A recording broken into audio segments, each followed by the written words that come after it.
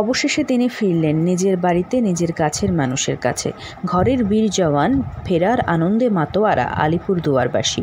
Operation সিঁদুরের বীর জওয়ান ঘরে ফিরতেই নিউ আলিপুরদুয়ার স্টেশনে জাতীয় পতাকা ও বিশ্বজিৎ বাবুকে নিয়ে পরিক্রমা করা হলো। সম্প্রতি ঘটে যাওয়া কাশ্মীরের এই নৃশংস ঘটনা কেউ ভুলতে পারেননি। এখন বর্তমানে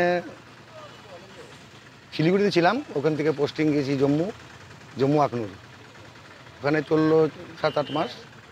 তারপর এরকম অঘটন ঘটলো, যেটা নাকি পেহেলগাঁওর ঘটনাটা, সেই নিয়ে যা শুরু হলো। ওটাতে ওখানে প্রেজেন্ট ছিলাম।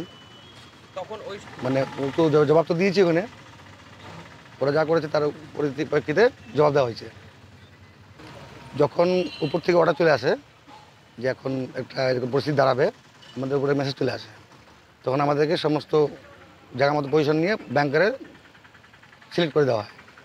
3-4 করে দিয়ে হয়, সাথে 2-3 দিনের খাদ্য, খাওয়া, জল, পানি সব দেওয়া হয়। তারপর তো শুরু হয়ে যায়, 2-3 দিন আমাদের হয়ে থাকতে হয়।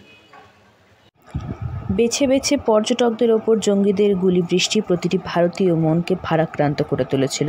গোটা ভারতবর্ষকে নাড়িয়ে দিয়েছিল এই ঘটনা। তারই প্রত্যুত্তর অন্যান্য জায়গার পাশাপাশি আলিপুরদুয়ার জেলার তথা শহরের এই বীর জওয়ান বিশ্বজিৎ কর নিজের জীবন বাজি রেখে সকলের প্রাণ রক্ষার্থে যুদ্ধের ময়দানে লড়ে যাচ্ছিলেন। জানা যায়, যুদ্ধকালীন পরিস্থিতিতে বিশ্বজিৎ বাবু জম্মুর আখনুয়ে কর্মরত ছিলেন। অতঃপর অপারেশন সিঁদুরের বীর সৈনিক যুদ্ধের ময়দানে প্রত্যেক পদে পদে জীবনের ঝুঁকি নিয়ে উপযুক্ত জবাব দিয়ে নিজের জন্মভূমি তথা আলিপুরদুয়ারের বুকে পা রাখলেন। এদিন তাকে স্বাগত জানাতে জাতীয় পতাকা সহ হাজির হয়েছিলেন আলিপুরদুয়ার শহরবাসী। নিজের অভিজ্ঞতা প্রসঙ্গে বীর জওয়ান বিশ্বজিৎ কর জানান, তারা সীমান্ত এলাকায় সব সময় প্রস্তুত থাকেন। দেশের শত্রুদের জবাব দিতে 1 ইঞ্চি জমিও ছাড়েন না তারা।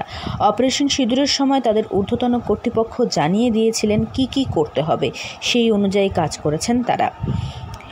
নিউ আলিপুরদুয়ার স্টেশনে তার এলাকার অনেকেই সম্মাননা জ্ঞাপন করেন তাকে। নিজের শহরের তথা এলাকার বহু নাগরিক তাকে এইভাবে সম্মান জানাবেন বিশ্বজিৎ বাবু কল্পনাও করতে পারেননি। নিজের ছেলেকে বহুদিন পর দেখতে পেয়ে তিনিও আবেগপ্রবণ হয়ে যান। আলিপুরদুয়ার থেকে অনন্যাদের রিপোর্ট, লোকাল 18 বাংলা।